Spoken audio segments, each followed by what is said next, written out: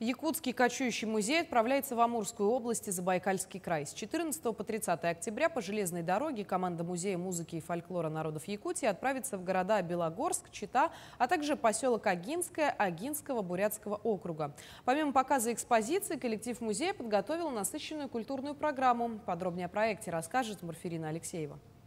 В рамках турне пройдет ряд больших культурных мероприятий, направленных на популяризацию культурного наследия коренных народов Якутии, расширение культурных связей между регионами и взаимодействие культур. В программе организация 2 передвижных выставок из фонда Музея музыки и фольклора народов Якутии. «Мотивы Севера», где будет представлена национальная одежда и утварь коренных народов Якутии, и выставка «Чарующие звуки предков». Ну, чтобы для посетителей было интересно, не только вот через витрины, чтобы они смотрели наши экспонаты, но чтобы они потрогали, пошумели, поиграли. Мы везем с собой, решили везти с собой музыкальные инструменты. Выставка будет называться «Чарующие звуки предков».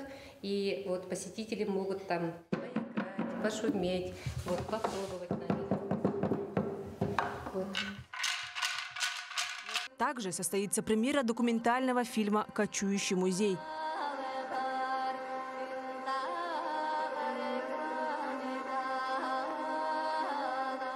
Для самых маленьких посетителей коллектив организует дни якутской анимации. Каждый анимационный материал – это история о традициях коренных народов, сказки, рассказанные старожилами удаленных сел Якутии.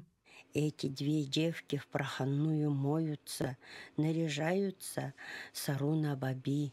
Помимо этого будут организованы арт-встречи, концерты деятелей культуры и искусства Якутии. Так, с посетителями кочующего музея встретится ведущая солистка Государственного театра оперы и балета Якутии, а также этнопевица, артистка театра коренных малочисленных народов Севера Синельги. Я могу петь, если гастролирую, на бубне играть, на инструментах, вот, горловить.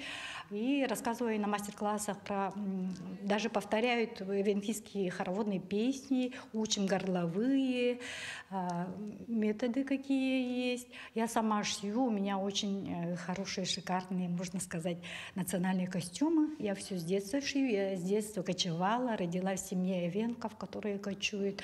У нас были свои олени, но все равно не все знают, я буду все это рассказывать. И мне очень отрадно, и я очень люблю свой народ, свою культуру, и это делаю от всей души. Проект «Кочующий музей» действует более 10 лет, но ранее они ездили по республике. В прошлом году впервые выехали в культурную столицу, город Санкт-Петербург. В этом году межрегиональный проект «Кочующий музей» стал победителем президентского фонда культурных инициатив. Благодаря этому с культурой коренных народов Якутии познакомится население Амурской области и Забайкальского края.